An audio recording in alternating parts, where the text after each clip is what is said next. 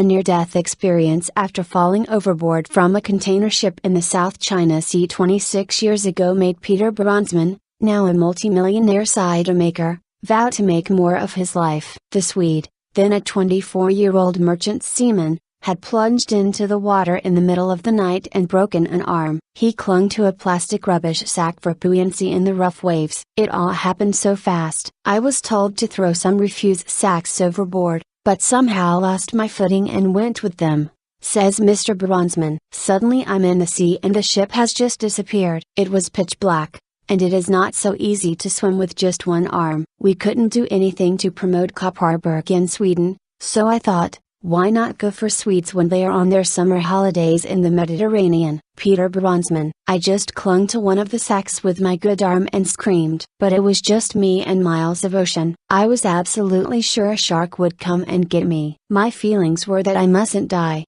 and if survived I was going to set up my own business. Thankfully for Mr. Bronsman, one of his shipmates had seen him fall, and sounded the alarm. 2 hours later he was rescued. Targeting holidaymakers. Mr. Bronsman immediately quit life at sea, and returned to the Swedish second city of Gothenburg in 1987 determined to establish his own company. A keen beer drinker, he and his brother Dan Anders started to import brands from around the world. The brews Mr. Bronsman had enjoyed on his global travels in the Swedish Merchant Navy. The business soon proved successful and grew, even though Sweden's strict licensing laws meant he could sell to only one customer, Systembolaget, Sweden's state-run alcohol monopoly. To this day Systembolaget runs all Sweden's off-licenses, and until 1996 it was also the sole alcohol supplier for bars and restaurants. Dealing with the government was fine. We didn't know any different, and it was good to listen to them,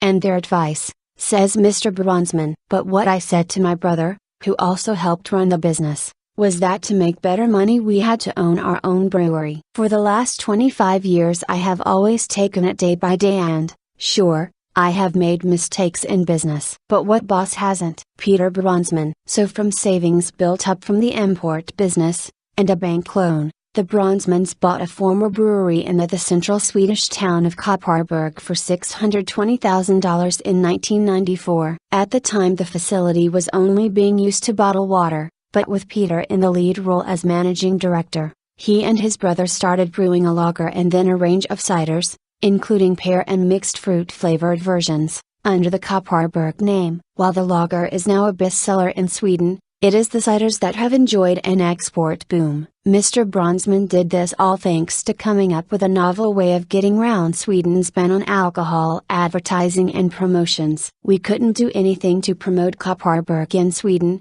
so I thought, why not go for Swedes when they are on their summer holidays in the Mediterranean? And so Mr. Bronsman flew to the Spanish Balearic Islands and to Greece to cut deals with Spanish and Greek drinks importers. As a result, his cider was suddenly on sale from a visa to Crete, with free samples widely given out. It was great. More and more Swedish people tried the ciders while they were on holiday, and they really liked them, and so they continued to buy them when they went home. So domestic sales shot up, he says. At the same time, other nationalities on holiday in the Mediterranean also tried the cider and loved it, particularly the British, so it had a very beneficial side effect. While Kopparberg's ciders may be far too sweet for traditionalists, they are now among the best-selling in the UK. And Mr. Bronsman says it was a deliberate plan to make them sweeter than most rivals as he saw this as a major gap in the cider market. Fantastic life. Today, Kopparberg Breweries is Sweden's largest brewery,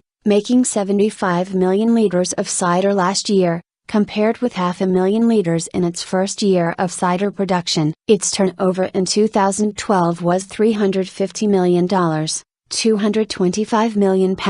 It currently exports to 50 countries, and that is set to expand after it recently signed a distribution deal with global brewing giant SABMiller. For the 50-year-old Mr. Bronsman, the 2013 Ernst & Young Swedish Entrepreneur of the Year, he remains as enthusiastic as ever about running the company. It was just my brother and I when we started out in business, and we worked very long hours and times were often tough, but we're very happy, he says. The long hours and the levels of happiness haven't changed. I've had a fantastic life. Mr. Bronsman adds, For the last 25 years I have always taken it day by day and, sure, I have made mistakes in business. But what boss hasn't? If you don't take risks, which occasionally will fail, then you aren't doing your job properly. And I hope I still have the same drive that I always have had, because there is still so much to do at Kopparberg.